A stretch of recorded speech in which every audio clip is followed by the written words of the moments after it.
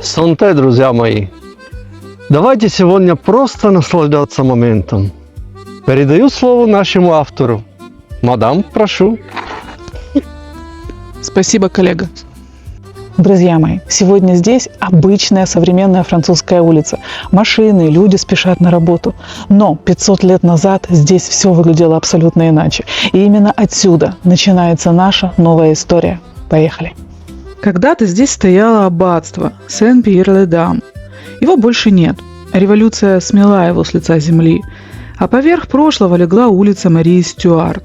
Но где-то здесь, на месте исчезнувшей церкви, когда-то покоилась женщина, без которой не было бы ни самой Марии Стюарт, ни той шотландской драмы, которую мы с вами так любим. Ее звали Мария де Гис, и прежде чем стать матерью самой знаменитой королевы Шотландии, она сама прожила жизнь, которой хватило бы на несколько корон, несколько войн и несколько женских судеб сразу. Шотландия, 16 век. К этому времени на троне сидел Яков V, сын того самого Якова IV, блестящего короля-рыцаря, который так любил красивую жизнь, красивых женщин и красивые жесты, что в конце концов красиво погубил и себя, и добрую часть шотландской знати. И сын Маргариты Тюдор, сестры Генриха VIII, женщины сильной, упрямой и, увы, удивительно талантливой наступать на одни и те же грабли с королевским достоинством. Друзья мои, чтобы вы окончательно все поняли, и мы просто уже не стали больше копаться в белье Маргариты Тюдор, поверьте, мы там с вами ничего хорошего не найдем. Давайте я обрисую вам ситуацию в общих чертах, и мы пойдем дальше. Итак, представьте себе, Маргарите 35. Кто смотрел наш прошлый ролик, тот знает. В это время она с огромным трудом пытается развестись со своим вторым мужем, Арчибальдом Дугласом. Тем самым человеком, за которого ее не выдали замуж насильно, а она сама побежала под этот венец, наплевав на советы и приличия. А он в итоге оказался подлецом и предателем. Казалось бы, в 35 лет после такого кровавого развода в голове уже должно хоть что-то появиться, правда? Но тут происходит то, что мы с вами, конечно, по-человечески можем понять. На ее пути встречается 20-летний красавец Генри Стюарт. Кто он такой? Да неважно. Главное, что ему 20 с копейками, а ей 35. И этот мальчик смотрит ей в глаза, виляет хвостом, мурлычет и буквально целует песок, по которому она ходила. Поверьте, в тот момент он готов был через огненное кольцо прыгнуть, как в цирке, лишь бы быть рядом с королевой-матерью. И вот тут хочется сказать: Маргарита, 35 же, оставь ты его себе, поставь на полку, любуйся им, положи рядом его с собой на подушку, корми золотой тарелки, он никуда не денется, он будет держаться за тебя, как репейник. И поначалу все к этому и шло. Она его гладила, чесала за ухом, и жизнь, кажется, удалась. Но наступает момент, когда Маргарита получает официальный развод. Аллилуйя, свобода! Ты мать короля. Ты никому ничего не должна, живи и радуйся. Свобода в те века для женщины стоила запредельно дорого, а у нее она была в руках. Но вы уже поняли, что сделала Маргарита? Совершенно верно. Она взяла и вышла замуж за это пушистое изделие, за этого ягненочка, который моложе ее на 13 лет. Нет, я понимаю, любовь зла, но когда ты королева-мать, можно же было просто оставить его в наборе, в качестве фаворита. Но нет, ей, видимо, очень нравилось само слово «замуж». А дальше произошло то, что знали все, кроме самой Маргариты. Наше пушистое создание мгновенно скинуло весь свой пух и превратилось в волка, причем волка наглого, матерого и, честно говоря, довольно глупого. Став официальным мужем, Генри Стюарт решил, что теперь ему можно все. Он начал распоряжаться ее деньгами, хамить и, вишенка на торте, открыто жить с любовницей прямо в замках Маргариты. Ситуация была на грани полного абсурда. Смотришь на это со стороны и думаешь: Маргарита, ты же сама все это заварила, сама и расхлебывай. И шотландцы на это смотрели точно так же. В общем, друзья, вся эта история выглядела как плохой сериал, в котором с главной героиней смеется не только режиссер, но даже осветители. Но знаете, кому в этой ситуации было точно не до смеха? Королю Шотландии. Представьте себе молодого Якова V. Ему чуть за 20, он король Шотландии. Страны, скажем прямо, небогатой и суровой. Но главная его проблема была не в пустой казне, а в том, что его собственный дом превратился в настоящий дом 2. В главной роли там блистала его маменька Маргарита Тюдор. Она с такой скоростью выходила замуж, разводилась и устраивала публичные скандалы, что сегодня она была бы просто звездой соцсетей. А тогда для молодого короля это было просто позорище. В такой ситуации хоть караул кричи, хоть из дома беги. Но куда ты убежишь? Ты король, ты привязан к трону, ты должен править. Но Яков был молодым мужчиной, и весь этот балаган ему изрядно надоел. Ему хотелось тишины, уважения и чего уж греха таить. Глотка свежего воздуха, подальше от матушкиных граблей. И вот тут, друзья мои, находится идеальный повод. Напомню, нашему герою слегка за 20. По меркам 16 века возраст солидный. В те времена до 30-то не все дотягивали, а король Шотландии все еще ходил в холостяках. Пора было что-то решать с наследниками. На тот момент уже велись длительные и нудные переговоры с французским домом Бурбонов. Послы годами возили туда-сюда стопки писем, обсуждали каждый пункт контракта, описывали достоинства невесты Марии де Бурбон. И вот тут Яков ухватился за гениальную идею. А зачем мне послы, решает он. Съезжу-ка я во Францию сам. Официально это звучало как высший жест доверия и рыцарства. Король лично едет знакомиться с невестой. Но мы-то с вами понимаем, это был идеальный план побега из дома 2. Яков рассудил здраво. Во-первых, я посмотрю на эту Марию лично, а вдруг она мне, не понравится. А во-вторых, если не понравится, так Франция большая. Выберу себе другую прямо на месте. Чего время терять и тянуть кота за хвост. Так и случилось, что молодой король нашел легальный повод скрыться за горизонтом, прикрываясь интересами государства. Он поднял паруса не просто ради женитьбы, он плыл за свободой, за новой жизнью, за тем, чтобы хотя бы на время перестать быть персонажем в мамином шоу «Давай поженимся». Друзья мои, у многих из вас наверняка возник логичный вопрос. Почему Яков, целый король, пусть и не самой богатой Шотландии, но все же король, договорился о свадьбе с какой-то де Бурбон, а не с дочерью самого короля Франции? Давайте объясним ситуацию. Что называется на пальцах? Во-первых, фамилия де Бурбон – это не просто дворяне из соседнего замка, это принцы крови. В их жилах текла та же самая королевская кровь, что и у правящей династии Валуа. К тому же эта ветвь была невероятно, просто сказочно богатая. А что же король Франции Франциск I? Понимаете, он, конечно, уважал Шотландию за ее боевой дух, но смотрел на нее как на такую суровую, бедную и очень проблемную младшую сестру. И отдавать свою родную, изнеженную французским солнцем дочь в Шотландию – это был огромный риск. В те времена перемена климата – это не просто взять с собой кофту потеплее, это был вопрос жизни и смерти. Франциск рассуждал здраво. Зачем мне рисковать здоровьем родной дочери? Вот вам де Бурбоны. Знатная, богатая, кровь почти королевская, прекрасные люди, присмотритесь. И скажите спасибо вообще, что дают. В общем, для Шотландии это был вариант выше среднего. И вот в этой самой семье жила-была девушка Мария де Бурбон. Несмотря на свою громкую фамилию и баснословное приданное, Мария была удивительно скромной и тихой. Была ли она красавицей? Тут историки и летописцы обычно застенчиво пожимают плечами и дают понять. Такое себе, на любителя. Но мы-то с вами люди взрослые и понимаем, что красота – понятие глубоко субъективное. В любом случае, это была достойная, добрая и очень искренняя девушка. И вот представьте ее состояние. Ей сообщают: «Мария, ты будешь королевой Шотландии». И жених не какой-то там страшный, вечно воющий старик с топором, а молодой, харизматичный и невероятно красивый король. Ей даже прислали его портрет. И Мария, судя по всему, влюбилась сразу и бесповоротно. так как умеют влюбляться только юные девушки, которые начитались рыцарских романов. Она полюбила его заочно, именно по этому портрету. Она не просто ждала свадьбы, она ждала своего принца на тех самых алых парусах. В ее воображении это была сказка, которая вот-вот должна была стать явью. Она уже видела себя королевой, соратницей этого прекрасного короля. Она готовилась к этой встрече как к главному событию в своей жизни.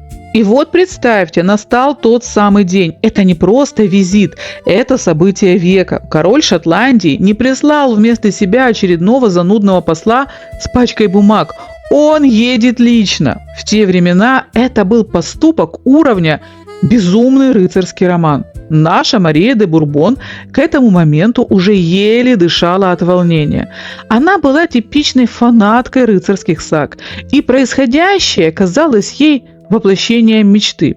Она в 1395 раз за день пересматривает его портрет, уже рисует в голове все картинки их будущей жизни. В общем, все выглядело слишком идеально. А мы с вами знаем, когда в истории все начинается как в сказке, где-то за углом уже прячется подвох. И вот, наконец, во двор замка Бурбонов въезжает королевская кавалькада. Пыль столбом, копыта стучат, лорды в бархате, свита сияет, все придворные высыпали на балконы, шеи вытянули, глаза горят. Где наш король? И тут случается странное. Короля-то нет. Въезжают послы, въезжают знатные дворяне, за ними тянутся слуги, но самого ослепительного монарха в золоте среди них нет. Что за чертовщина? Может, задержался где-то. Мария стоит на балконе, сердце колотится, в глазах паника и недоумение. И вдруг ее взгляд буквально примагнитивает одного из слуг. Мария присмотрелась, и, о боже, она видит человека, который только что сошел с ее любимого портрета. Тот же разлет бровей, тот же взгляд, те же черты лица, которые она выучила до мельчайшей родинки. Только вот вместо королевского горностая на нем обычная помятая одежда слуги. Но если Яков и пытался играть роль простолюдина, то актер из него был явно, честно говоря, так себе. Представьте, слуга тащит тяжелый сундук, но тащит его с такой осанкой, будто это не ящик с бельем, а скипетр и держава. А окружающие, ого, это был очень плохой театр. Настоящие слуги. Перед этим коллегой едва не расступались. Высокородные лорды, которые по сценарию должны были его не замечать, то и дело бросали на него почтительнейшие взгляды и кланялись чуть ли не в пояс. Яков хотел понаблюдать за невестой, так скажем, в естественной среде, оставаясь инкогнито, но его свита провалила маскировку с треском. Для Марии это стало последней каплей. Это же так романтично. Он переоделся, чтобы увидеть меня. Это как в моих книгах.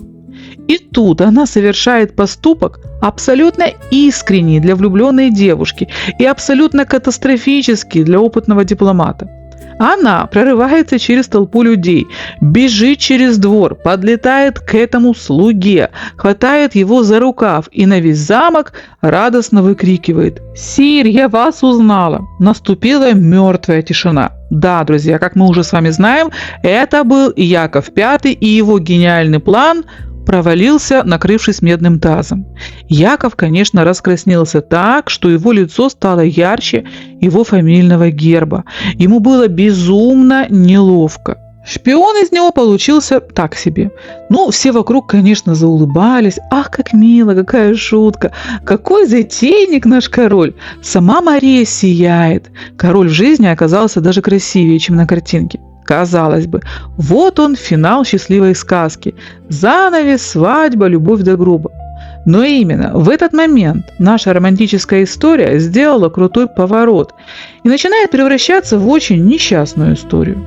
Друзья мои, представьте себе эту картину. Яков V не просто заскочил на чаек и уехал в тот же вечер. Нет, он задержался в гостях у Бурбонов на целых 8 дней. Для Марии эти 8 дней стали самым настоящим рыцарским романом, ожившим наяву. Представьте молодую девушку. В ее замке живет самый настоящий живой король, к тому же ее жених. Музыка в замке не смолкает, столы ломятся от изысканных французских явств. Каждый вечер балы, охота, прогулки в саду. В голове у Марии уже не просто бабочки порхают, там вовсю играет свадебный марш, а в ушах звонят колокола Эдинбургского собора. Она уже видела себя королевой, она уже мысленно расставляла мебель в его дворце и рожала ему детей. Для нее это была эйфория. Она смотрела на Якова и видела своего принца, который ради нее, подумай только, переоделся слугой.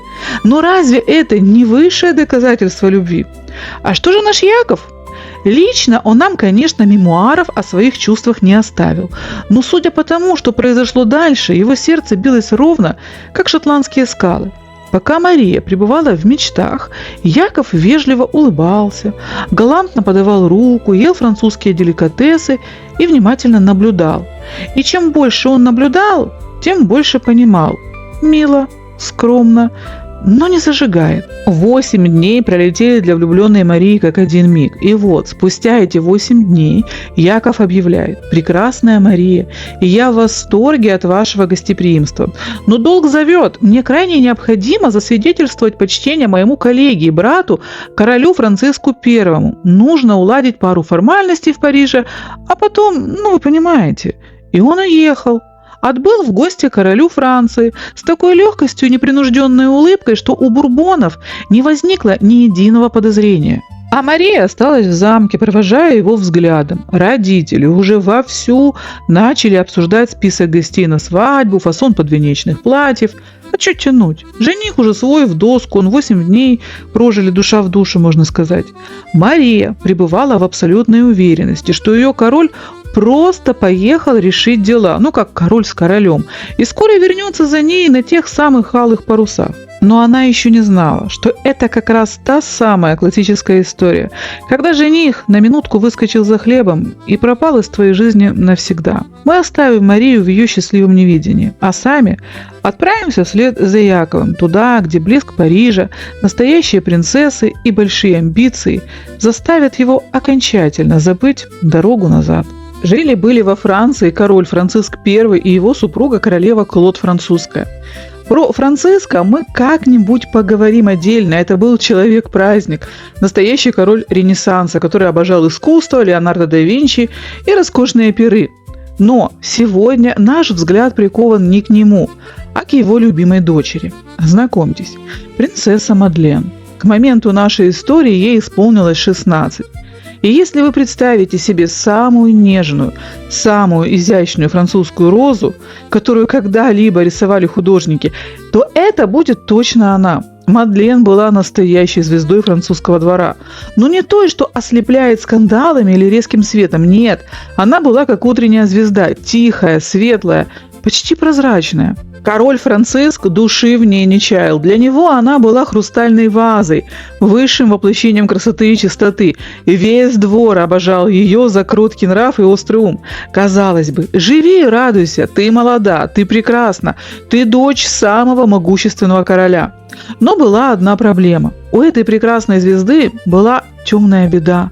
Ее здоровье. С самого рождения над колыбелью Мадлен витал призрак болезни, которую тогда называли чахоткой, а мы знаем как туберкулез. Вы спросите, как же так? Как в те времена, когда медицина больше напоминала магию с кровопусканиями, ребенок с таким диагнозом смог дожить до 16 лет? Над Мадлен буквально тряслись. Ее жизнь была одной бесконечной спецоперацией врачей. Лучшие медики Франции следили за каждым ее вздохом, каждым движением. Она росла в самых мягких условиях, какие только можно было создавать в XVI веке. Никаких сквозняков, только самая лучшая еда, покой и бесконечная забота. Ее берегли от малейшего дуновения ветра, как редкое тропическое растение в северных широтах. Несмотря на хрупкость, в этой девочке был стержень. Она не просто доживала, она училась, любила искусство и, конечно, мечтала. Мадлен была обожаема всеми. Но это обожание было смешано со страхом. Все понимали, эта красота временная. Она, как ледяная скульптура, ослепительно прекрасна, пока не станет слишком тепло, или слишком холодно. Представьте себе нашего Якова V. Он только что вырвался из суровой, продуваемой всеми ветрами Шотландии. И как бы мы ни любили эти вересковые пустоши, давайте будем честны. После серого Эдинбурга попасть ко двору Франциска I – это все равно, что переключить старый черно-белый телевизор на современную 4К картинку. Франция того времени – это не просто другая страна, это другая планета. Здесь климат шепчет, здесь вино льется рекой, а мода меняется быстрее, чем Яков успевает протирать глаза. И вот, среди всего этого изящества, мрамора и золотых завитков Ренессанса он встречает Мадлен. Друзья мои, таких девушек в Шотландии просто не производили. Они бы там не выжили. А Мария де Бурбон, она была крепким средним классом. Мы ее не обижаем. Она была милой, но обычной. А вот Мадлен, та была эксклюзивом высшей пробы. Тонкая, изящная, с той самой аристократической бледностью, которая буквально кричала о ее статусе. Влюбился ли наш Яков? Давайте будем реалистами. Конечно.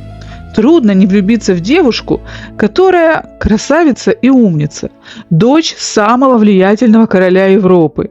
Приносит с собой такое приданное, что на него можно было скупить половину Шотландии вместе с овцами и замками. Мы, конечно, не будем его осуждать, в конце концов, короли тоже люди, и они хотят все включено. Влюбился бы он в нее, будь она дочерью местного виночерпия, возможно, он бы посвятил ей пару стихов, но жениться бы точно не поехал. Но здесь сошлись все звезды. И чувства, и выгода, и статус. Яков посмотрел на Мадлен и понял – вот она. А теперь посмотрите на ситуацию глазами 16-летней Мадлен. Вся ее жизнь – это бесконечная череда микстур, теплых пледов и тревожных взглядов врачей. Над ней трясутся, ей не дают лишний раз вздохнуть холодным воздухом. Ее берегут, как хрупкую вазу из тончайшего фарфора.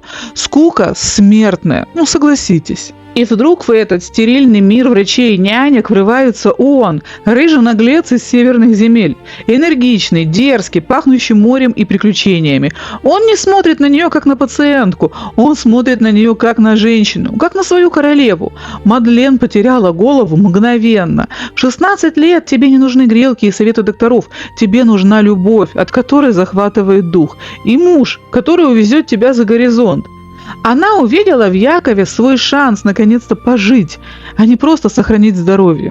И ради этого рыжего вихря она была готова бросить все великолепие Франции и отправиться хоть на край света.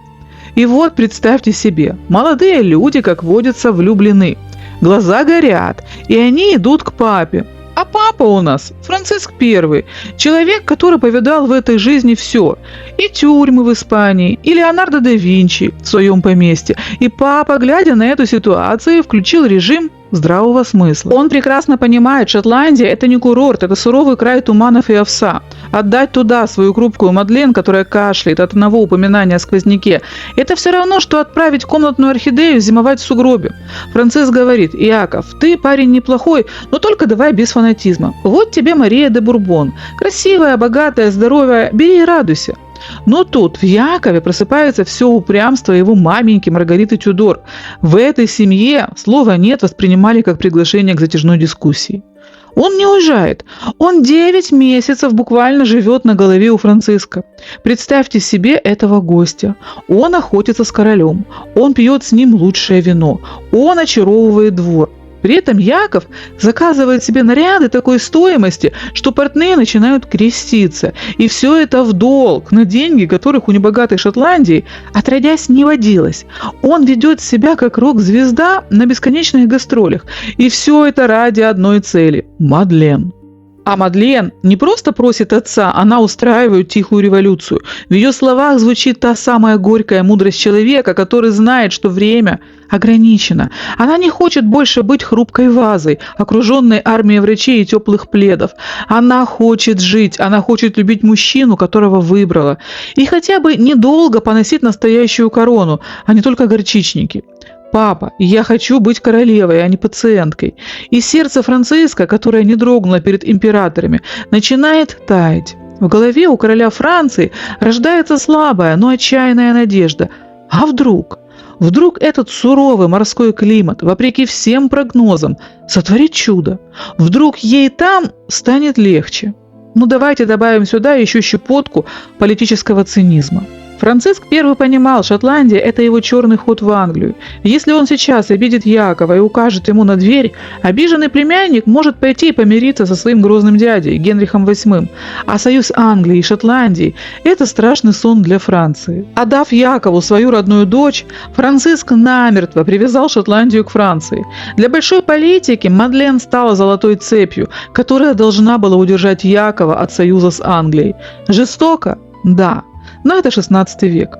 И вот, после 9 месяцев осады Франциск I сдается. Он говорит «да». И весь Париж начинает готовиться к свадьбе. А теперь, друзья мои, давайте на минуту оставим блестящий Париж с его балами и вернемся в замок Сен-Кантен, к семейству Бурбонов. Представьте себе состояние герцога Вандомского и его жены. У них в гостях 8 дней жил король. Они его кормили, поили, показывали свои лучшие угодья. Они уже мысленно выдали дочь замуж за короля. И тут прилетает письмо счастья. Это был не просто отказ, это был дипломатический нокаут. В те времена разорвать помолвку, когда жених уже посмотрел товар и пожил в доме, это было неслыханное оскорбление. Это был позор, который ложился тенью на весь род Бурбонов. Поставьте себя на месте Марии. Она опозоренная невеста. В XVI веке это звучало как приговор. Все шептались. Видели? Король посмотрел на нее поближе, пожил неделю и сбежал к принцессе. Видимо, Мария совсем уж плоха. Для девушки из такой семьи это было хуже смерти. Ее статус на рынке невест рухнул до нуля. Кто захочет жениться на той, от кого в последний момент отказался шотландец ради варианта подороже? Но самое страшное было не в потере статуса. Мы же помним, что Мария была девушкой искренней и романтичной. Она действительно влюбилась в этого рыжего авантюриста. Для нее его отъезд за хлебом королю Франциску стал личной катастрофой. Она ждала его возвращения каждый день. А потом дождалась известия о том, что 1 января 1537 года Яков V торжественно обвенчался в соборе Парижской Богоматери с Мадлен. Мария не стала устраивать скандалов, не поехала в Париж требовать справедливости. Она просто затихла. Знаете, есть такие люди, которые умирают не от болезни, а от того, что у них внутри выключили свет. Историки пишут, что после новости о свадьбе Якова Мария впала в глубочайшую меланхолию. Она перестала интересоваться жизнью, ее здоровье начало стремительно таять. Она не вышла замуж ни за кого другого, она просто угасла. В 1538 году, всего через 1,5 года после того рокового 8-дневного визита слуги короля, Мария де Бурбон умерла. В официальных хрониках напишут от болезни, но при дворе все знали, эта девушка умерла от смертельной обиды и разбитого сердца. Ну а мы подходим к нашему готическому роману, где за золотой парчой прячется запах сырости и неизбежности. Давайте проводим нашу Мадлен красиво, но без лишних иллюзий. 1 января 1537 года Париж содрогался от звона колоколов. В соборе Парижской Богоматери Иаков I наконец-то получил то, к чему шел 9 месяцев – руку французской принцессы. Это было ослепительно. Шелк, золото, 1000 свечей. Но если присмотреться к невесте, сквозь густые румяна проступала смертельная бледность. После венчания они остались в Париже еще на 4 месяца. Почему? Потому что даже в то суровое время люди понимали, везти Мадлен в Шотландию в разгар зимы – это не путешествие, это эвтаназия. И пока Франциск I в отчаянии пытался надышаться дочерью, Иаков занимался шопингом государственного масштаба. Он забивал сундуки французским бархатом, зеркалами и изящной мебелью. Он будто пытался скупить всю Францию по кусочкам, чтобы обложить ими стены своего холодного Эдинбурга, надеясь, что это согреет его хрупкую жену. В мае 1537 года паруса были подняты. Вы только представьте этот оздоровительный круиз. Вместо теплых вод Прованса или солнечных берегов Италии свинцовые волны Атлантики и ледяной северный ветер. Мадлен везли в окружении лучших врачей того времени. Но что они могли? Окуривать ее серой? Пускать кровь при каждом приступе кашля. Это была медицина, которая скорее добивала, чем спасала. Никаких лекарств, никакой поддержки.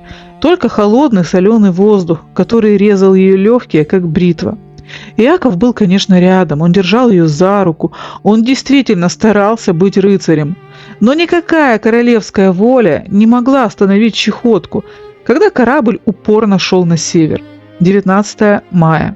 Корабли бросили якорь в порту Лид. Мадлен сошла на берег и, к изумлению толпы, опустилась на колени прямо в прибрежную грязь. Она поцеловала эту землю. Она так хотела быть королевой. Она так верила, что ее любовь к мужу и ее новый титул сотворят чудо. Но чуда не случилось. Эдинбург встретил ее своим знаменитым морским туманом, сырой липкой взвесью, которая пропитывает камни замка насквозь. Мадлен угасла быстрее, чем догорели приветственные костры в ее честь. 7 июля 1537 года она сделала последний вздох. В историю она вошла как летняя королева. Пришла в мае, ушла в июле. 40 дней величия, за которое было заплачено жизнью. А теперь давайте перенесемся к шотландским бабушкам того времени. Сидят они на своих каменных крылечках, кутаются в колючие пледы и перемывают кости королю. Замордовал девчонку. Иаков-то наш, видать, совсем рассудок потерял от гордости. Приволок ее из теплых палат, где с нее пылинки сдували, прямо в наши болота. Всю ему принцессу крови подавай. Вот и получил 40 дней короны, да свежий холмик в аббатстве.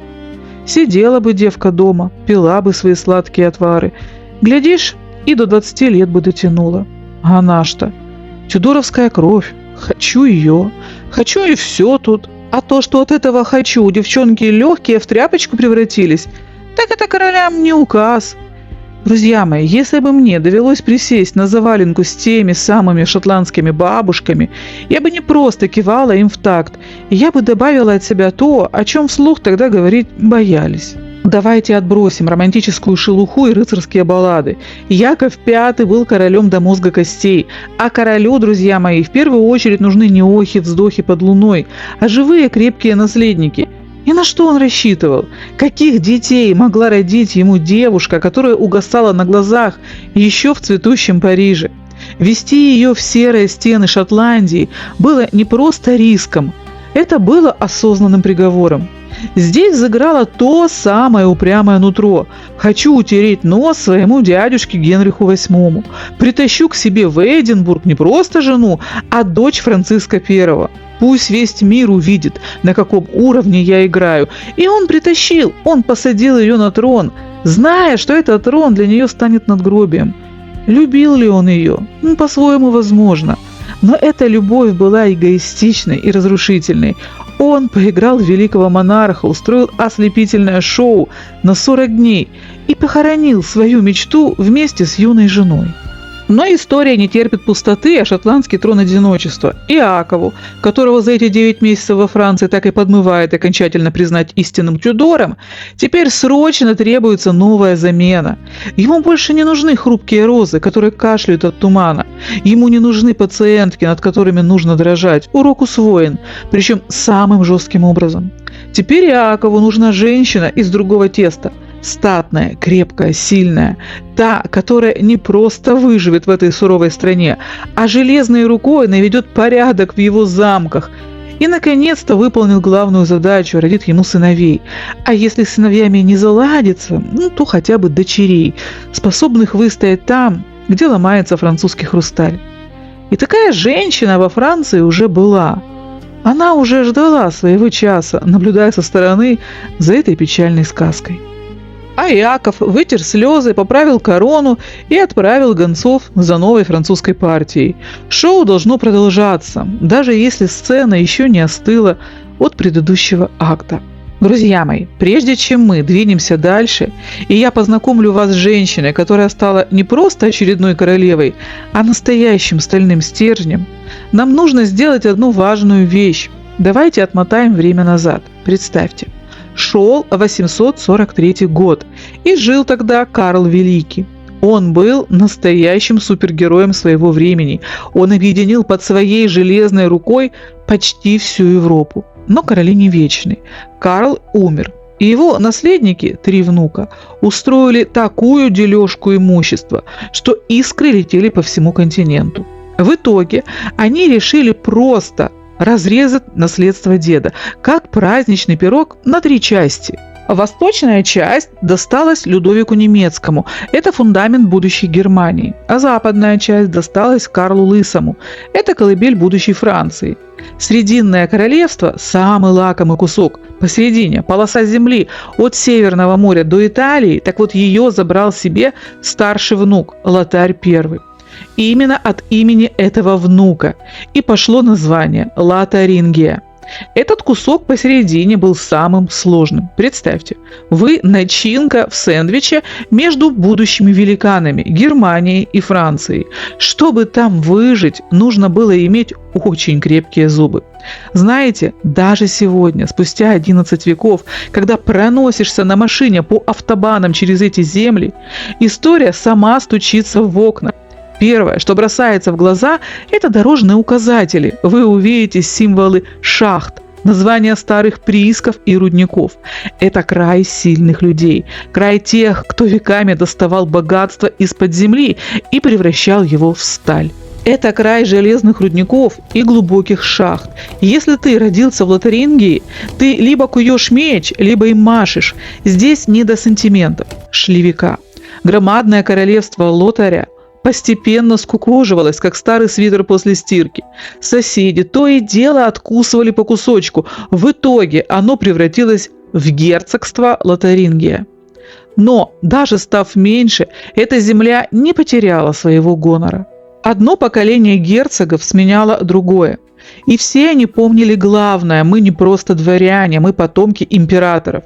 В наших жилах течет та самая кровь, которая когда-то правила всей Европой. И вот мы подходим к моменту истины. В конце 15 века на сцене появляется легендарный Рене II. Это был герцог Скала. Именно он нанес сокрушительное поражение самому Карлу Смелому. Рене II доказал: лотарингцы – это люди, о которых ломают зубы даже самые великие завоеватели. У нашего героя, герцога Рене II, была прекрасная большая семья. Наследников было много, и все как на подбор. Крепкие, зубастые, и с тем самым взглядом «вижу цель, не вижу препятствий». Но в те времена над всеми знатными семьями висело проклятие, которое называлось майорат. Суть проста до обидности. Старший сын забирает все: замки, земли, короны, папины любимые доспехи и право сидеть во главе стола. А остальные, что остальные? Остальным выдавали утешительный приз в виде фамилии, доброго напутствия и благословения на все 4 стороны. Сами, детки, все сами. И вот так же и случилось с потомками нашего Рене. Был у него старший сын Антуан, который чинно занял трон отца и стал следующим герцогом. А был еще один сын, Клод. И вот, в 1506 году Клоду всего 10 лет.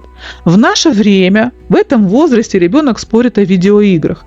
А в 16 веке 10-летний сын герцога уже паковал сундуки, чтобы отправиться в другую страну, пробивать себе дорогу. Это вам не мажор из 21 века с безлимитной картой и папиным Гелендвагеном. Это младший сын, которому отец фактически сказал: вот тебе твое имя, вот тебе твоя гордость, а все остальное добудь сам и желательно не позорь фамилию. Маленький Клод оказывается при дворе короля Людовика XII. И здесь происходит та самая судьбоносная встреча. Он знакомится с мальчиком чуть старше себя, Франциском Ангулемским, будущим Франциском I. Они стали не просто друзьями, а настоящими братьями по оружию. Охота, фехтование, первые интриги. Они прошли это все вместе. Клод вырос не просто при дворе, он вырос в тени будущего короля, изучив все слабые и сильные места французской власти. Но прежде чем мы двинемся дальше, давайте расставим все точки над «и». Все-таки отец Клода, наш суровый герцог Рене II, не был уж совсем деспотом. Он не оставил сына с пустыми карманами, а припас для него небольшое графство, участок земли на севере Франции. Но, чтобы вы понимали, Клод получил отнюдь не элитный курорт с видом на море. Это было место, которое на старых картах выглядело как одна большая стратегическая головная боль. Представьте себе ситуацию. На самом севере, там, где река Оаза, несет свои воды, стоит мощный замок. Это место называлось Гиз. Если мы копнем в глубину веков, то само название Гиз связывают с древним понятием прохода или устья, узкого места у реки. И это идеальное описание. Замок Гиз буквально запирал проход во внутренние земли Франции. Это были настоящие ворота для врага. Судите сами, если кто-то из северных соседей решал пойти войной на Париж, первым делом он утыкался носом именно в это устье, в этот замок. Владеть им означало вечно сидеть на пороховой бочке, спать в доспехах и первым встречать удары. Одним словом, Клод был хозяином этих ворот. Это было не столько наследство, сколько тяжелая государственная служба. Ну а мы идем дальше. В 1515 году Франциск I становится королем. Он не забывает своего верного друга детства. Но Клод понимает, дружба дружбой, а титул нужно заслужить кровью. В знаменитой битве при Мариньяно Клод сражался так, будто у него было 9 жизней. Он получил 22 ранения. Его буквально собирали по частям, но он выжил. Король был в таком восторге от храбрости своего друга, что решил, граф – это слишком мелко для такого льва. И в 1528 году он совершает неслыханный для того времени жест – возводит графство Гиз в ранг герцогства. Герцог де Гиз. Теперь это не просто титул, это статус пэра Франции. Клод теперь официально входит в высшую элиту королевства. С этого момента фамилия де Гиз начинает звучать как гром. Это люди, которые стоят по правую руку от короля. Конечно, такой стальной мужчина, как наш Клод, не мог жениться на ком попало. Ему нужна была женщина, чей статус ослеплял бы даже парижских завистников. И он ее нашел. В 1513 году Клод де Гиз женился на Антуанетте де Бурбон. Друзья мои, давайте на секунду остановимся на этой фамилии. Бурбоны – это вам не просто знатные землевладельцы, которые где-то там собирали виноград. В XVI веке бурбоны – это принцы крови, это люди, в чьих жилах течет та же кровь, что и у королей Франции. Женившись на Антуанетте, Клод совершил мощнейший прыжок в стратосферу. Он иностранец, она французская принцесса из древнего и священного рода. Этот брак превратил фамилию де Гиз из военных выскочек в почти королевскую династию. Антуанетта принесла с собой не только статус, но и ту самую невозмутимость, которая была так нужна этому бурному семейству. Именно в этой семье, где имперские амбиции смешались с королевской спесью, и родилась наша главная героиня. Итак, друзья мои, представьте себе, Шампань, город Жуанвиль. Это не просто точка на карте, это столица Антуанетты де Бурбон. Пока Клод воевал и рубил врагов, Антуанетта правила здесь, в Шампане.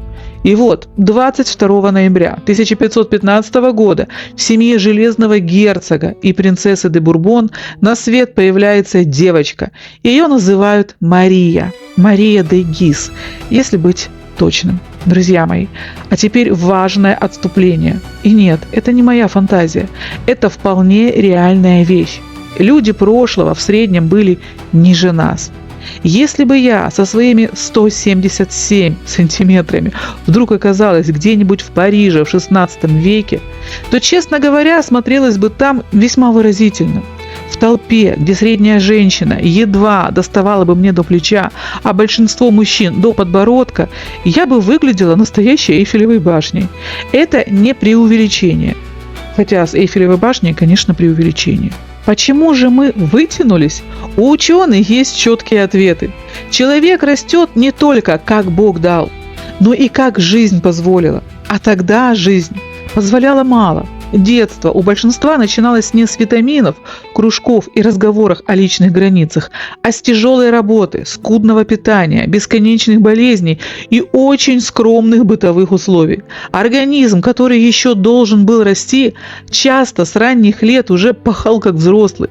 А когда ребенок не доедает, мерзнет, болеет, дышит чем попало и живет в тесноте, где каждый второй что-нибудь да подхватил, это, как вы понимаете, не очень способствует тому, чтобы он вымахал в статного великана. Да, вы можете сказать, хорошо, крестьяне, это понятно, но ведь были же короли, герцоги, принцессы, знать, у них-то все должно было быть прекрасно. А вот и не совсем так. Во-первых, даже богатая жизнь тогда не гарантировала настоящего здоровья. Во-вторых, играет роль не столько еда, но и генетика, и болезни детства, и то, как вообще формировался организм. Можно кормить человека хоть на золоте, но если он с рождения слаб, болезненен, если мать у него субтильная, сама еле живая, а родня вся такая же, нежная, прозрачная, то вряд ли из этого получится богатырь. Посмотрите хотя бы на многих принцесс того времени. Тонкие, хрупкие, бледные, будто их не растили, а сушили между страниц молитвенника. И вот на этом фоне появляется Мария де Гиз. А Мария де Гиз, друзья мои, была для своей эпохи почти что природным явлением. Если бы мы с ней вдвоем, я, женщина из 21 века, и она, женщина из 16-го, прошлись по Парижу, то она бы не потерялась бы рядом со мной. Более того, она была бы чуть выше. К 16 годам ее рост доходил примерно до 180 сантиметров. Для нас это заметно, для них это было уже почти ошеломительно. Это была не просто высокая девушка, это была девушка, про которую все понимали сразу. Перед нами не хрупкая парижская лилия, а совсем другой сорт человеческого материала. И тут, конечно, все сложилось вместе. Во-первых, генетика. И генетика у нее была, что называется, крепкая, не декоративная. Ее отец, герцог де Гиз, был человеком очень мощного склада. После одной из битв на его теле насчитали 22 тяжелые ранения. Любой другой отправился бы к праотцам еще на 10-м, но Клод выжил и продолжил строить империю. Эту запредельную выносливость он передал дочери. А ее мать, вечная матриарх, Антуанетта де Бурбон, была воплощением бессмертия. Она родила 12 детей и умудрилась дожить до 88 лет. Для 16 века это почти не возраст, а отдельное оскорбление смерти. То есть, как ни крути, у девочки были прекрасные исходные данные. Здоровье, сила, выносливость, хороший материал, как сказали бы люди практичные, и совсем не романтичные. И, во-вторых, среда. Мария росла не в душном, переполненном шумном дворце, где любой чих может стать началом придворной эпидемии, а в более здоровой, более свободной, более земной среде. Это шампань, это воздух, это пространство, это не бесконечная теснота дворцовой жизни.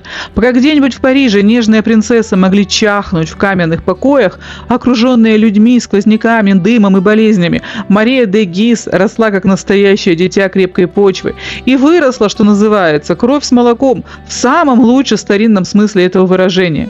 И вот что очень важно понять. Ее высокий рост тогда был не просто милой особенностью. Это было почти заявление природы. Такие женщины ценились, потому что высокий рост, крепкое сложение, здоровый вид – все это в ту эпоху говорило о многом. О хорошем происхождении, о сильной породе, о здоровье, о способности рожать детей, выживать, переносить трудности и вообще не быть хрупким украшением трона, а человеком, у которого в жилах явно течет очень серьезная кровь. Так что перед нами, друзья мои, не просто какая-то очередная французская девушка из хорошей семьи. Перед нами Мария де Гиз, юная великанша по меркам своего времени. Девочка с великолепной генетикой, крепким здоровьем и той самой мощной, спокойной природной силой, которую в XVI веке невозможно было ни поделать, ни купить за деньги. Пока одни чахли, она росла. Пока другие выглядели как печальные тени в кружеве, она входила в жизнь как полноценная человеческая крепость. И, честно говоря, в этом уже было что-то почти символическое, потому что судьба у нее будет тоже не из тоненьких. Для слабой, ломкой, случайной женщины такая судьба просто не подошла бы по размеру. Друзья мои, давайте на минуту отложим в сторону стихи о любви, рыцарские серенады и томные вздохи под луной. Если мы хотим понять настоящую историю, нам нужно убрать всю романтику и посмотреть на Марию де Гиз трезвым, холодным взглядом монарха или дипломата XVI века. В те времена брак был не вопросом чувств. Это был вопрос выживания династии.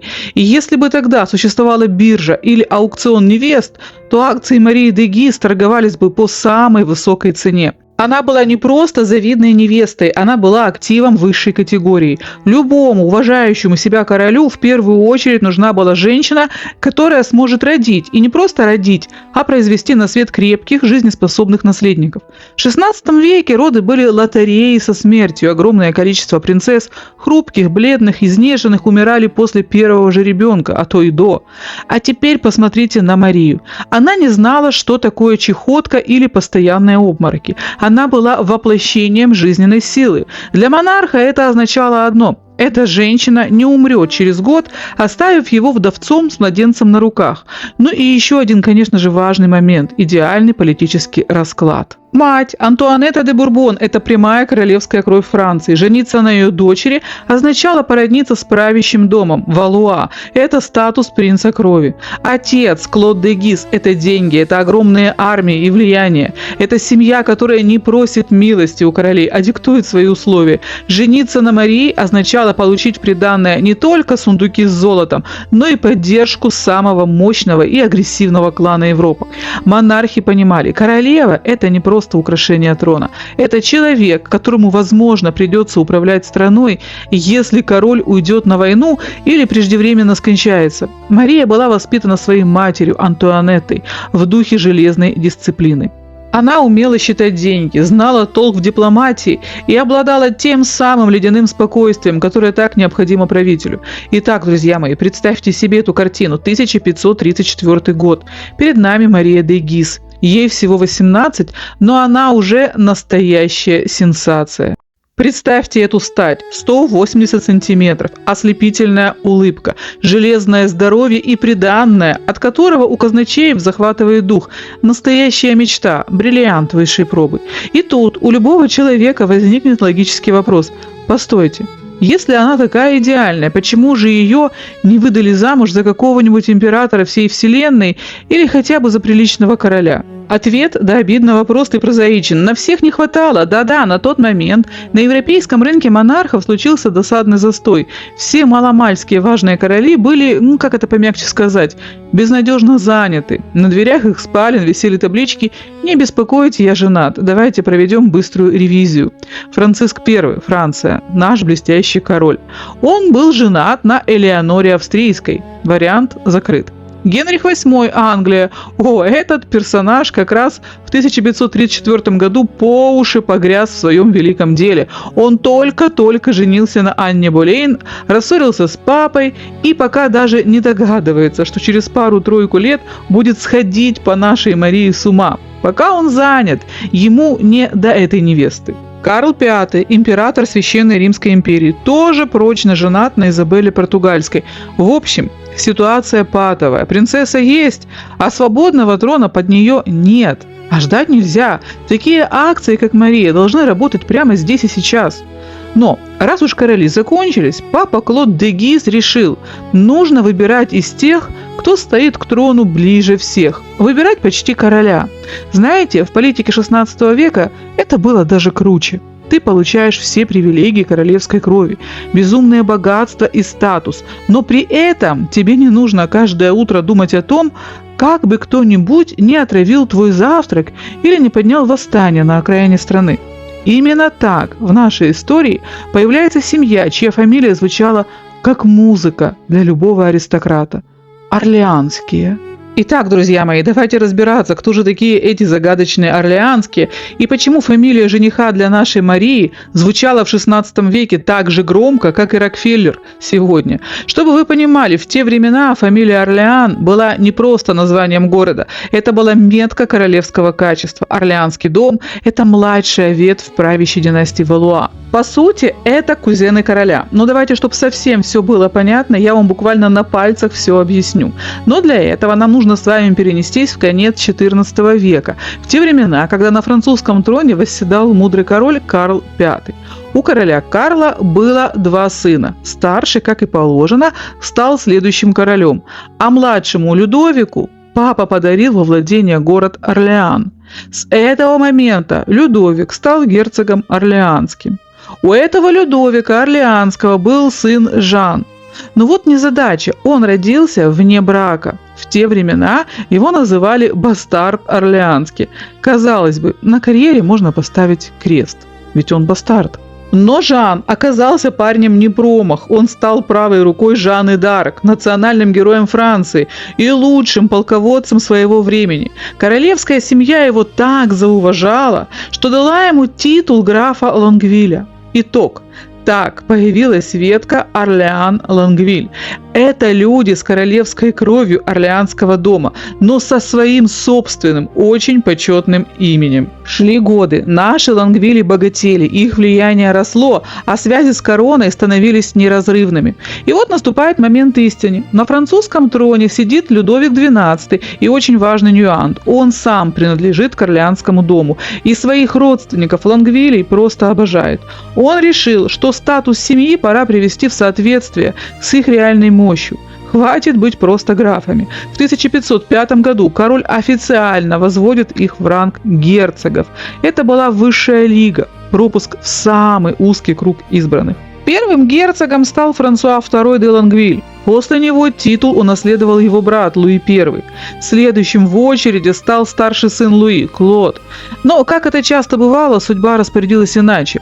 Клод умер молодым, не оставив наследников. И вот тут на сцену выходит наш герой. Младший сын Луи. Представьте себе этого молодого человека. Возраст 24 года, самый расцвет. Статус – молодой, красивый, не женат. Положение – герцог, пэр Франции и, самое главное, принц крови.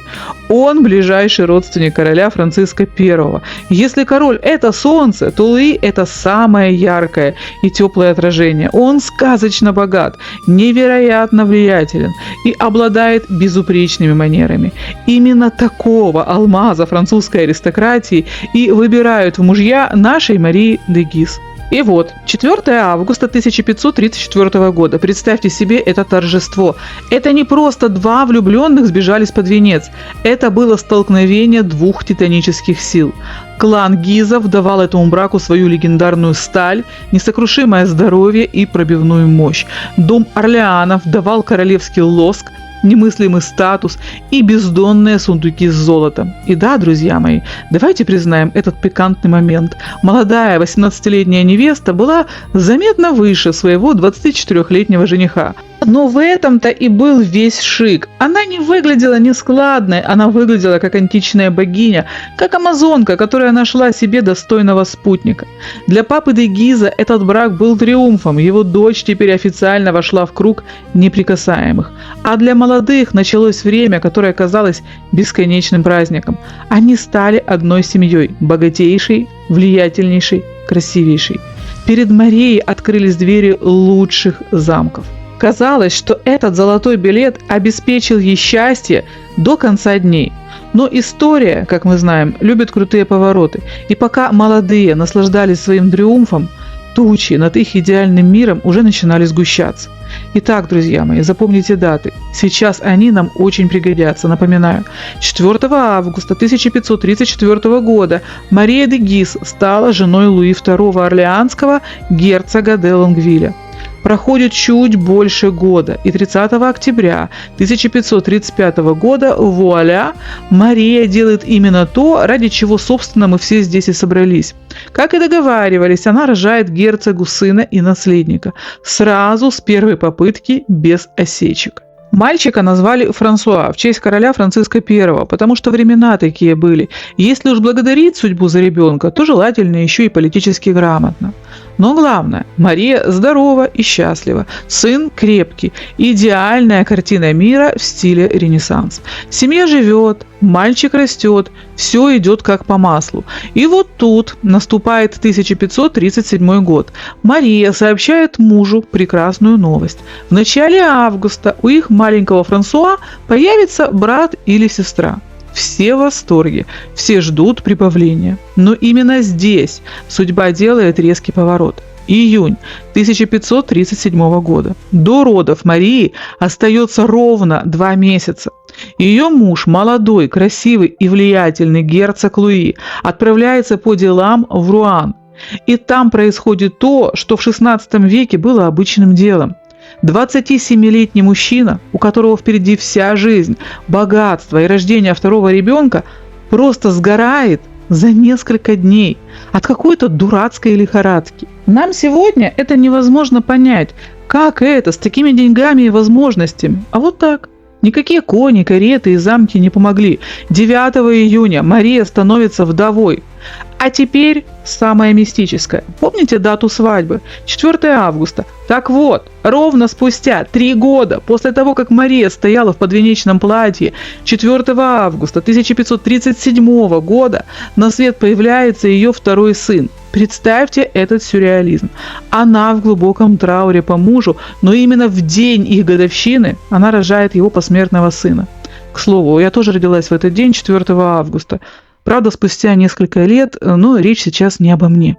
Итак, мальчика назвали Луи в честь отца, которого он никогда не увидит. Мария – молодая вдова, ей всего 21 год. На руках у нее 2 детей, 2-летний наследник и крошечный младенец. Казалось бы, пора брать себя в руки и растить сыновей. Но 16 век еще не закончил свои уроки. Проходит всего несколько месяцев, и в декабре 1537 года Мария надевает траур еще раз. Ее младший сын Луи умирает, прожив совсем недолго. Источники обычно говорят об этом сухо. Умер младенцем через несколько месяцев. А за этой сухой фразой, как вы понимаете, стоит все то, что в XVI веке считалось почти будничным. Ребенок есть и ребенка нет. Вот вам, друзья мои, снова весь XVI век без прикрас. Сегодня ты вдова с 2 сыновьями, к зиме у тебя остается только 1. Но Мария идет дальше. Да, 2 похороны за 1 год – это страшно. Да, судьба уже показала ей зубы. Но на руках у нее остается Франсуа, старший сын-наследник. А сама она молодая, очень знатная и очень богатая вдова. И вот тут, друзья мои, все только начинается. Друзья мои, но прежде чем мы продолжим, давайте еще раз вернемся назад на несколько месяцев, чтобы вы поняли весь запредельный цинизм политики. Итак, напомню, в июне 1537 года в цветущей Франции овдовела наша великанша Мария де Гиз. Она носит траур, она носит под сердцем ребенка, она оплакивает мужа. А ровно через месяц в далекой Шотландии затихает дыхание королевы Мадлен, той самой летней королевы, нежной дочери французского короля Франциска, которая пробыла на троне всего 40 дней. Она приехала за своим мужем на край географии, в страну туманов, и просто там растаяла. И вот здесь начинается то, от чего сегодня по коже бегут мурашки. Яков V только что похоронил жену, казалось бы. Остановись, выдохни, оплачь ту, что отдала за тебя жизнь. Но нет, политика не знает пауз. Едва ли не в тот же день, когда закрылись двери королевского склепа, Яков садится за стол. Яков берет перо и пишет письмо своему тестю, королю Франциску. Попробуйте прочувствовать этот момент. Франциск только что потерял любимую дочь. Его Мадлен, которую он отпустил в этот шотландский круиз, мертва. И вот он получает письмо от зятя. Но зять не просит прощения, зять просит замену. Друзья мои, мы лично не читали это письмо, но поверьте, оно было примерно таким, только на изысканном французском и с бесконечными дипломатическими завитушками. Мы лишь передаем вам самый сочный смысл, очищенный от вежливой шелухи того времени. А смысл был такой. Папа, дочь твою похоронил, лежала красиво, платье было достойное, все по высшему разряду. Но мне здесь на севере нужна новая жена, и на этот раз, будь добр, повыбирай там среди своих получше. Мне не нужна больше хилая девочка, мне нужна женщина крепкая, пышущая здоровьем, с широкой костью и стальным характером, такая, чтобы не умерла от первого же порыва нашего ветра и родила мне наследников, которых ждет вся Шотландия. В нашем 21 веке любой отец за такое письмо послал бы зятя к чертям, а следом отправил бы парочку киллеров, чтобы дочь лежала в красивом платье не одна. Но Франциск был в первую очередь монархом. В его голове за долю секунды прокрутились шестеренки огромного государственного механизма. Он понимал, Шотландия – это его единственный цепной пес, который держит за горло Англию. Если сейчас не дать этому псу новую кость, сильную, богатую, властную женщину, союз рухнет. И Франциск, подавив в себе отца, начинает искать. А искать долго не пришлось. Его взгляд тут же падает на Марию де Гиз. Она идеальный ответ на этот циничный запрос. Она только что родила второго сына, значит, мастерство доказано. Она богата, она статная, она из рода Гизов, в жилах которых течет не кровь, а жидкая сталь. Франциск решает: я дам тебе лучшее, что у меня есть. Я дам тебе женщину, которая не просто выживет в твоих туманах, а заставит всю Англию замолчать. Так и началась эта грандиозная спецоперация, где одна вдова должна была стать живым щитом Франции на северных границах. А дальше случилось то, что иначе как анекдотом назвать язык не поворачивается. Я вам напомню. Франциск I соглашается отдать Якову Шотландскому Марию де Гиз исключительно как укол в сторону Генриха VIII. Казалось бы, все решено, но не тут-то было. Потому что Гизы, друзья мои, были людьми серьезными и не из тех, кто при первом же предложении радостно хватает чемодан и кричит: «Куда ехать? В Шотландию? Лечу!» Нет, Мария де Гиз в этот момент, как говорится, сидит и еще думает. И думает она очень даже основательно. Но если вы думаете, что и Яков тут же вскочил, захлопал в ладоши и закричал: «Да, да, где подписывать? Где невеста? Заверните!», то нет, наша Галя балована. Сидит, значит, и еще думает: а может да, а может нет, а может кто-нибудь еще найдется, а может я еще повыбираю, а может мне вообще приятно, что мне предлагают. Словом, конечно же, склоняется он к тому, что Мария де Гиз – это хороший вариант, но окончательно соглашаться пока не спешит. Сидит, думает, перебирает, изображает из себя человека, у которого на брачном рынке Европы очень большой выбор. И вот именно в этот момент на сцену, тяжело дыша, роняя стулья и обливаясь потом, вламывается наш старый новый герой. Встречайте бурными и нервными овациями Генрих VIII. Человек, ради противовеса которому вся эта кадриль с франко-шотландским браком и затевалась. И заметьте, он выходит не просто так. Он выходит вдовцом, с пылу с жару. Кто смотрел наш душераздирающий выпуск про Джейн Сеймур, помнит. Она была свет в окошке, родила ему долгожданного сына и, как истинная леди, выполнив миссию, тактично удалилась в мир иной. Казалось бы, ну посиди, Генрих, ну порыдай в уголке. Но нет, Генрих долго плакать не умеет. Нет, конечно, он рыдал, даже навзрыд. Но в перерывах между всхлипами он успевал мониторить европейский Тиндер XVI века. Так, что там на рынке невест? Кого подвезли свеженького? Кто вдовел? Кто из хорошей династии с широкими бедрами? Джейн еще красивая лежит в гробу, а взгляд нашего монарха уже ищет ту, которая красива вне гроба. И на кого же падает этот хищный, слегка заплаканный взор? Ну, разумеется, на Марию де Гиз. Сложно было промахнуться, она была заметной фигурой во всех смыслах. А Генриху что надо? Сыновей. Помним, любим, скорбим. И Генрих смотрит на нее и выдает королевское резюме. Она крупная. Я крупный. Будет сидеть у меня в замке, монументальная такая, и будет рожать. Кромвель, оформляй. Берем не глядя. Но тут в игру вступает такая вещь, как репутация. А репутация Генриха бежала впереди него быстрее королевского гонца с дурной вестью. Мария де Гиз была девушкой образованной и прекрасно помнила хрестоматийную историю про тонкую шею Анны Болейн. Историю о том, как Мария изящно пошутила про свою очень тонкую шею, я уже рассказывала. Кто пропустил, посмотрите ролик про Анну Клевскую. Там все в красках. И тут наш капризный Яков V в Шотландии вдруг прозревает. Он понимает: ага, дядюшка Генрих на нее уже позарился. Цена Марии на рынке невест для Якова мгновенно взлетает до небес. Он включает режим «вещь хорошая, надо брать». Если дядюшка хочет, значит, надо отобрать, чтобы унизить и оскорбить старика. Все сомнения Якова испарились в ту же секунду. «Я беру, все забираю, заверните ее немедленно». А что же Мария де Гиз? Друзья мои, представьте ее состояние. Она только-только похоронила любимого мужа, родила второго сына и тут же его потеряла. Ей меньше всего на свете хотелось идти под венец. Ей хотелось просто закрыться в своей шампане и выплакать все горе.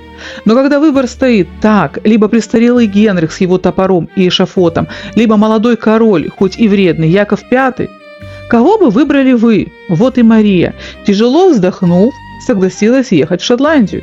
И пока она собирала сундуки в Англии, Генрих VIII, опозоренный, униженный и злой на весь мир, сидел и проклинал всех, и Франциска, и Марию. А племянника Якова так вообще ненавидел. Он требовал вычеркнуть их всех из истории, из жизни, отовсюду, и срочно искать ему новую жену. Спойлер.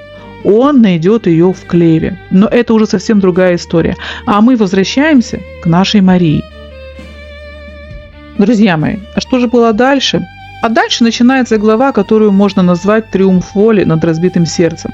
Потому что за ослепительным блеском королевских украшений скрывалась личная трагедия, о которой в XVI веке не принято кричать.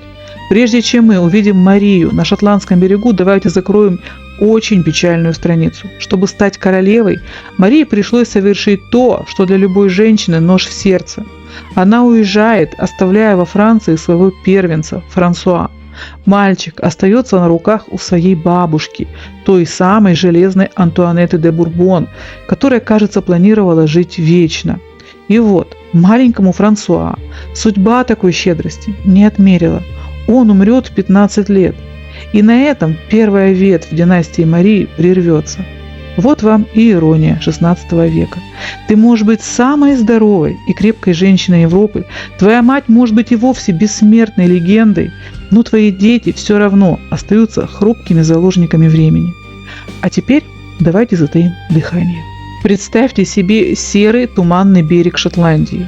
И вдруг этот унылый пейзаж разрезает нечто невероятное. Из густого марева выходит корабль, и на берег спускается она. Это было не просто прибытие королевы, это было явление божества. 180 сантиметров статной, дышащей здоровьем красоты. За ней следовал целый французский десант. Повара, кондитеры, портные и даже карлики для развлечения. Мария привезла с собой дух Версаля. Пусть сам Версаль тогда еще и был просто болотом, в страну овсянки, гранитных скал и колючего ветра. После хрупкой, почти прозрачной Мадлен Мария де Гиз выглядела как настоящая богиня здоровья. Она не просто шла по земле, она ее заполняла собой. Как вы думаете, понравилась ли она Якову V? Друзья мои, понравилось – это слишком слабое слово. Он был сражен наповал. Перед ним стояла женщина, которая была не просто красива, а монументальна. Она была живым обещанием того, что у Шотландии наконец-то будут сильные наследники. Понравился ли ей Яков? Ну, скажем так. На фоне потного, тяжелого Генриха Яков выглядел просто подарком судьбы. Он был молод, энергичен, рыжеволос и, главное, не держал топор за спиной в качестве аргумента для развода. Мария ничего плохого мне лично о нем не говорила, и это уже огромный успех для брака по расчету. Они встретились, чтобы начать новую главу. Главу, которая в итоге подарит миру одну из самых трагических и прекрасных легенд истории – Марию Стюарт. Но это будет чуть позже. А пока гремят пиры, и Шотландия завороженно смотрит на свою новую французскую великаншу. И вот тут, друзья мои, наступает момент чистой черной иронии. Свадебные пиры и торжества длились ровно 40 дней. Магическая цифра, не находите? Ровно столько, 40 дней, пробыла на шотландском троне несчастная Мадлен, прежде чем угаснуть. А у Марии де Гиз ровно столько длилось только лишь вступление.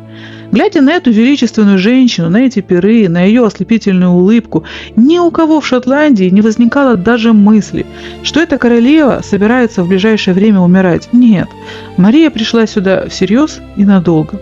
Друзья мои, давайте не будем тянуть кота за хвост и рассусоливать подробности шотландского меню. Сказала ли Мария что-то впервые, попробовав знаменитую местную овсянку? История умалчивает.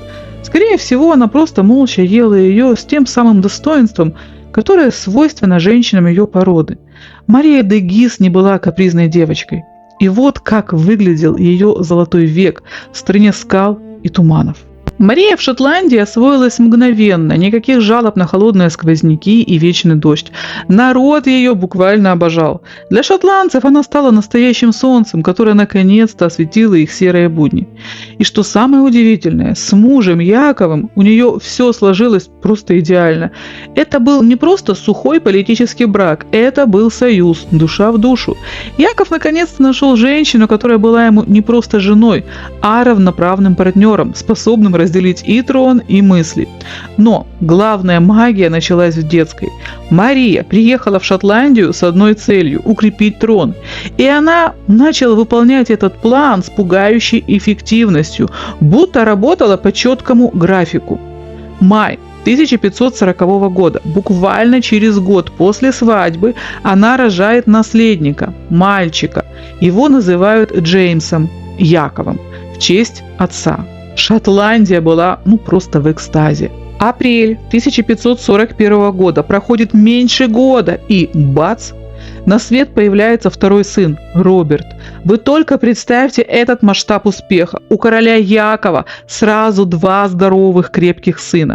В те времена это означало полную и безоговорочную победу. Трон стоит, как гранитная скала, династия Стюартов процветает, а Мария де Гиз официально становится самой популярной женщиной Европы. А теперь давайте на секунду перенесемся в Лондон. Представьте лицо Генриха VIII, когда ему докладывают эти новости. Он в ярости, он просто закипает. Во-первых, у него украли женщину, которую он так хотел. Во-вторых, эта женщина теперь рожает сыновей богатырей его заклятому племяннику. У самого Генриха в это время всего один хилый Эдуард и 2 дочки, а тут в Шотландии наследники пекутся, как горячие пирожки. Но для самого Генриха, честно говоря, это выглядело так, будто у него украли не просто невесту, а его собственных сыновей. Он ненавидел их еще сильнее, но ничего сделать не мог.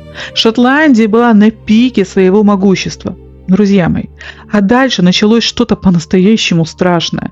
Такое, что даже спустя 500 лет трудно осознать и еще труднее описать словами. Это был момент, когда сама судьба, кажется, решила показать Шотландии, кто здесь настоящий хозяин, и сделала это с запредельной жестокостью.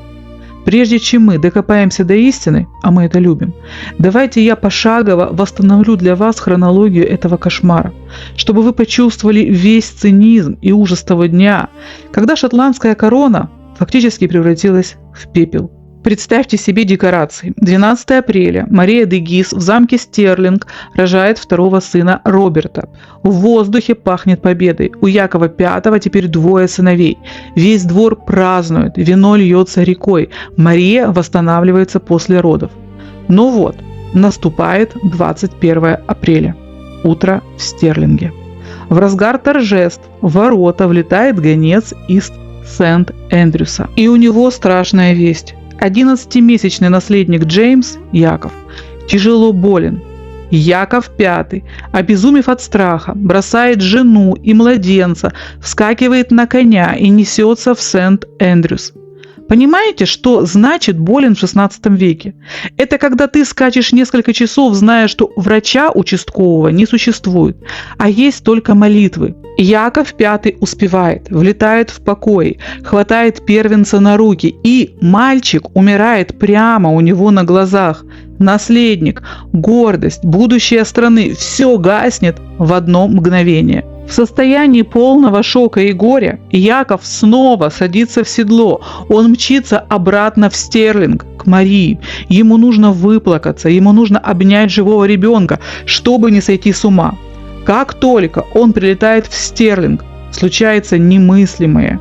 Выясняется, что 8-дневный Роберт тоже болен. Ребенок сгорает буквально за часы.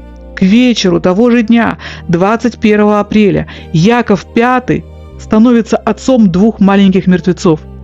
Зафиксируем факт. 2 сына в разных замках умирают в один день. В XVI веке детская смертность была нормой. Но такая синхронность – это уже не статистика, это пахнет либо мистикой, либо криминалом. У историков есть 3 основные версии, и сейчас мы разберем каждую из них, чтобы вы сами решили, кому верить. Итак, версия первая – медицинская. Это самая правдивая версия с точки зрения современной науки. В те времена никто не знал о гигиене. Яков V стал невольным курьером смерти. Скорее всего, старший сын подхватил агрессивную инфекцию, например, бактериальный менингит. Яков обнимал умирающего сына, плакал над ним, а потом, не помыв рук и не сменив дорожного плаща, помчался к новорожденному Роберту. Для 8-дневного младенца, чей иммунитет был равен нулю, одного прикосновения отца, пропитанного бактериями, было достаточно. Король, сам того не ведая, привез заразу в колыбель ко второму сыну. Версия вторая. Генетическое проклятие. Некоторые полагают, что дело в плохой крови, механизм трагедии. Возможно, у детей Якова и Марии была врожденная патология, которая выстрелила почти одновременно. Редкое генетическое заболевание, которое привело к внезапному отказу органов. В те времена это называли Божьим гневом, но сегодня мы бы искали причину в ДНК. Правда, смерть в один день все равно делает эту версию очень слабой. Ну и мы переходим, конечно же, к криминальной версии, ведь история просто обожает такие сюжеты. Вспомните хотя бы знаменитых принцев в Тауэре. Кстати, ролик о них скоро выйдет у нас на канале, так что подписывайтесь и не пропустите. Давайте разберем, могли ли двух шотландских наследников просто убрать. Кому это выгодно? Спойлер, всем врагам Якова. Если мы ищем заказчика, то долго гадать не придется. Конечно, это наш дорогой дядюшка Генрих VIII. Мальчики для него как кость в горле. Пока они живы, трон Якова V стоит незыблемо, а влияние Англии тает. А кто исполнитель? Напомню, у Генриха на зарплате состоял тот еще персонаж – Арчибальд Дуглас, граф Ангус. Если вы не видели наш ролик про него, обязательно посмотрите. Человек, мягко говоря, чудеснейший, в кавычках, конечно. Ладно, идем дальше. Итак, Генрих дает приказ. Арчибальд свистит своим людям, и бац, два принца мертвы. Но давайте спустимся с небес на землю XVI века и разжуем эту версию. Принцы – это не просто дети, которые бегают по улице и могут взять отравленное яблоко у незнакомца. Они жили в самых охраняемых покоях. Вокруг них ближайший круг, няньки, кормилицы, стража. Это все проверенные, преданные люди. Пробраться к ним чужаку с флаконом яда – задача из разряда «миссия невыполнима».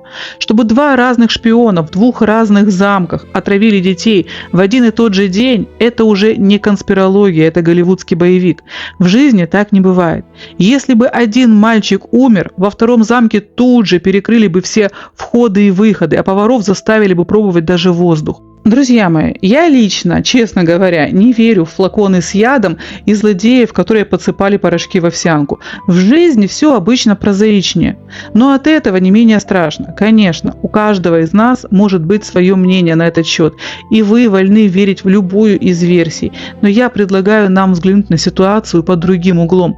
Давайте представим сценарий, который выглядит почти как мрачная сказка, но в условиях XVI века он самый рабочий. Как можно устранить наследников, не оставив следов и не попадаясь с поличными? Представьте, не нужно быть киллером с кинжалом. Достаточно найти человека, слугу, курьера или гонца, который уже просто болен. В замок попасть не так уж и сложно, если ты свой или везешь важные вести. Тебе даже не нужно касаться принца. Вспомните, что такое инфекция в те времена. Достаточно пообщаться со слугами, передать письмо, подышать одним воздухом в тесном покое. Инфекция попадает в замок, и мальчик заболевает. А дальше пошло-поехало по той самой схеме, которую мы с вами разобрали ранее. Был ли в этом умысел Генриха? Или это была просто роковая цепочка случайностей, которая началась с одного больного человека, оказавшимся не в то время, не в том месте, мы не знаем. Но согласитесь, в такой вариант верится гораздо охотнее. Это способ, который невозможно доказать, но который бьет точно в цель. И, конечно, у многих из вас возникает вопрос: окей, так а если была эта инфекция, почему только дети умерли? Ответ у меня для вас тоже есть. Давайте будем честными. XVI век был временем, когда выживали только самые крепкие.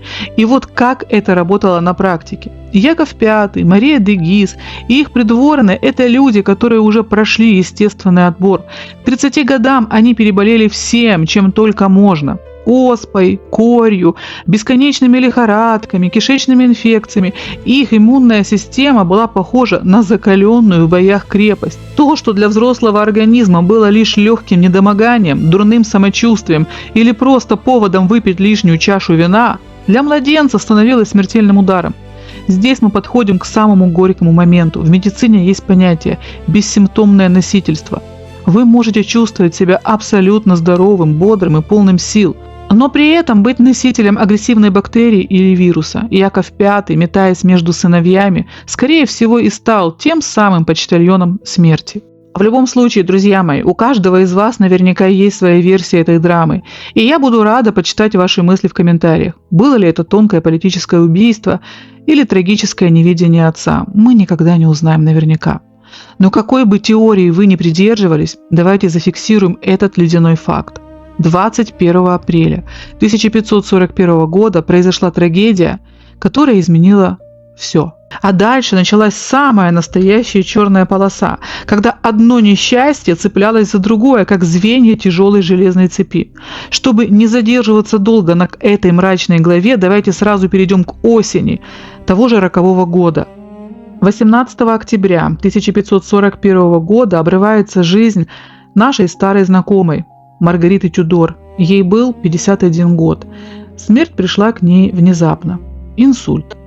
Глядя на ее биографию, хочется задать лишь один вопрос. А любил ли ее хоть кто-нибудь по-настоящему? Ее первый муж, рыцарь Яков IV, видел в ней лишь политический союз с Англией. Второй муж, наш старый знакомый Барбос, Арчибальд Дуглас, нагло ей изменял, тратил деньги, он ее не любил. Третий, Генри Стюарт, доставлял столько позора своими интригами, что под конец жизни она просто хотела одного — развестись с ним.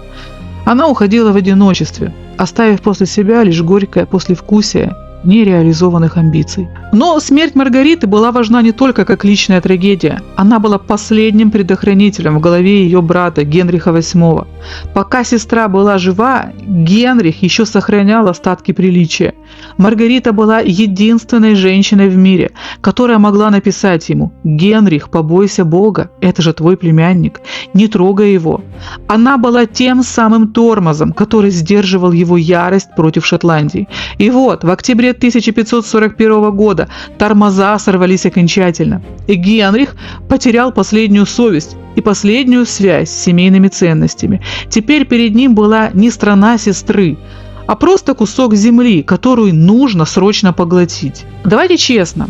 Когда в учебниках истории начинается бесконечное описание того, какой полк куда зашел и с какой стороны дул ветер во время очередной резни, я просто не читаю. Мне не интересно. Думаю, многие из вас, как и я, читая «Войну и мир», описание войны просто перелистывали. Поэтому мы с вами поступим как настоящие эстеты.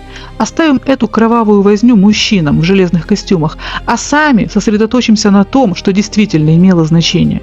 А имело значение то, что за тяжелыми бархатными портьерами решалась судьба целой нации. После того, как в апреле 1541 года умерли принцы, Мария де Гиз и Яков V остались один на один с катастрофой.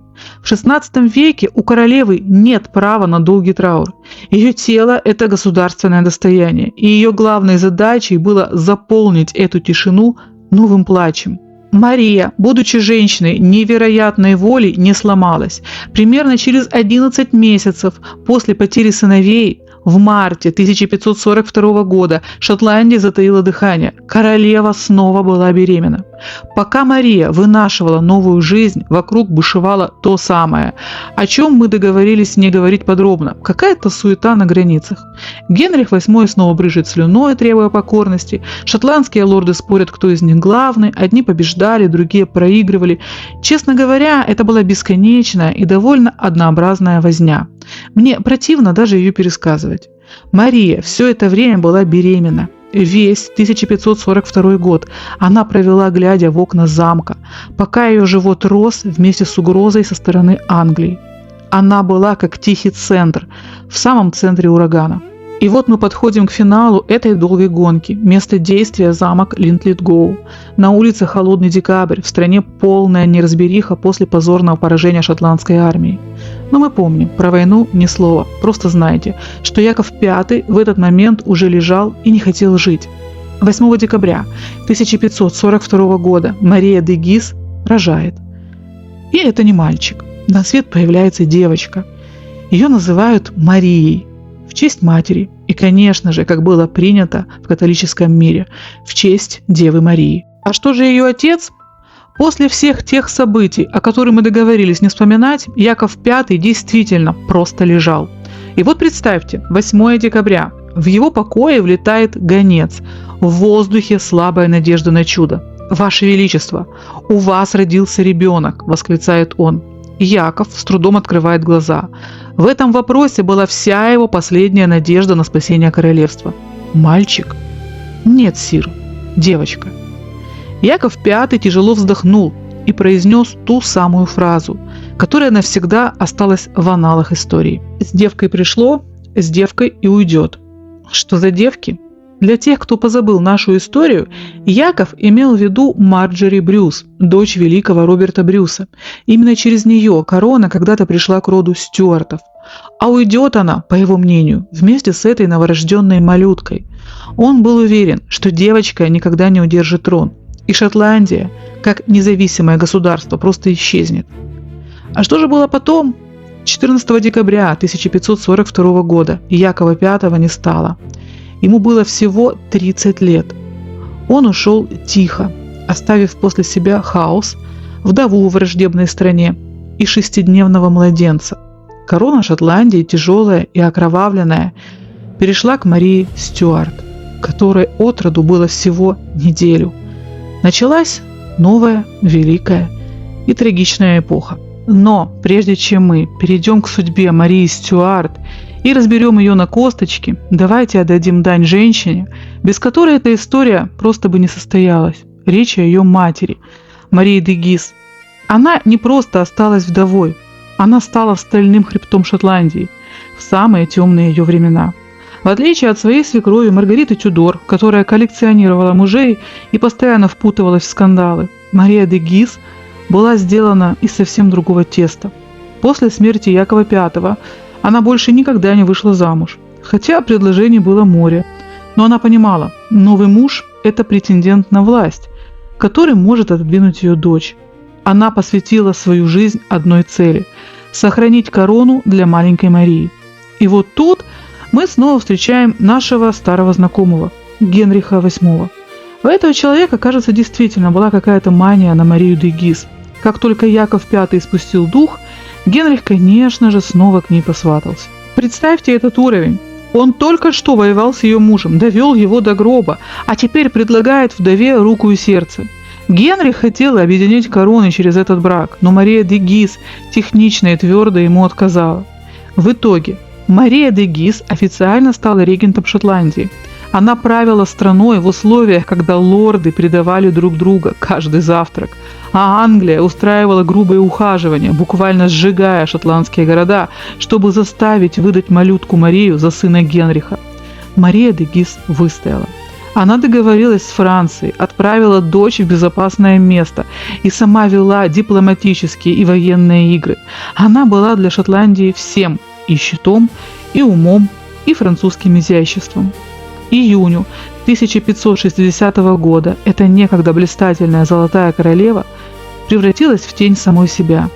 Сердечная недостаточность медленно превращала ее жизнь в пытку. Тело отекало, каждый вздох давался с боем, а сердце, которое слишком долго билось за двоих, за себя и за дочь, просто устало. Она умирает в осажденном замке, окруженная не только верными слугами, но и врагами. Но даже на пороге вечности Мария де Гиз осталась политиком и матерью. В свои последние часы она призвала к себе шотландских лордов и протестантов, и католиков, и едва шепча умоляла их прекратить эту бессмысленную резню и остаться верными ее дочери. 11 июня 1560 года в этих холодных каменных покоях наступила тишина. Мария ушла в возрасте 44 лет, до последнего вздоха, сжимая в руках невидимые нити управления страной. Она сделала все. Она выстояла против Генриха VIII. Она сохранила трон. И она дала Марии Стюарт шанс стать той, кем ей было предназначено. Похоронить себя Мария завещала на родине, в Шампане. в Реймсе. И выбор этот, друзья мои, был не случайен. Реймс был городом королей, городом коронаций, городом, где Франция веками надевала на себя корону и делала это торжественно, с миром, золотом и памятью. Для женщины, которая сама жила среди корон, родила королеву и слишком хорошо знала цену власти, это было не просто место на карте. Это был правильный финал. Но путь домой оказался долгим и почти тайным. Шотландия трещала по швам, вокруг кипели религиозные войны, и потому ее тело лишь много месяцев спустя, в ночь на 18 марта 1561 года, тайно вынесли из замка и отправили во Францию. Похоронили Марию в церкви Сен-Пьер-ле-Дам в Реймсе, где аббатисой была ее сестра Рене. На ее могиле поставили прекрасный мраморный памятник с бронзовой статуей самой Марии в королевских одеждах, со скипетром и жезлом правосудия в руках. Все, как и полагалось женщине, которая и после смерти не собиралась выглядеть забытой. Шло время. Мария лежала в Реймской земле, в сердце Шампани, в городе, который видел французских королей одного за другим. А потом пришла революция. Та самая, что очень любила громкие слова о свободе, но к мертвым королевам была по-варварски практична. Аббатство разрушили, ее гробницу уничтожили, бронзовую статую переплавили, камни разнесли, память разрыли. И, казалось бы, саму Марию тоже вычеркнули из этой истории. И все же, друзья мои, такие женщины не исчезают до конца. Сегодня в Реймсе есть улица Марии Стюарт, проложенная как раз по земле разрушенного аббатства. И если вы будете идти там, среди обычного города, машин, витрин и людской суеты, знайте, где-то здесь все еще витает тень Марии де Гиз, великой женщины, матери королевы, вдовы, правительницы, той самой высокой дамы из Шампани, которая когда-то уехала в Шотландию и изменила историю. Она осталась здесь, в Реймсе, в городе королей. Ну а мы, прогуливаясь по улице Марии Стюарт, шаг за шагом, входим уже в другую историю, в историю королевы трех корон, сотен легенд и одного эшафота.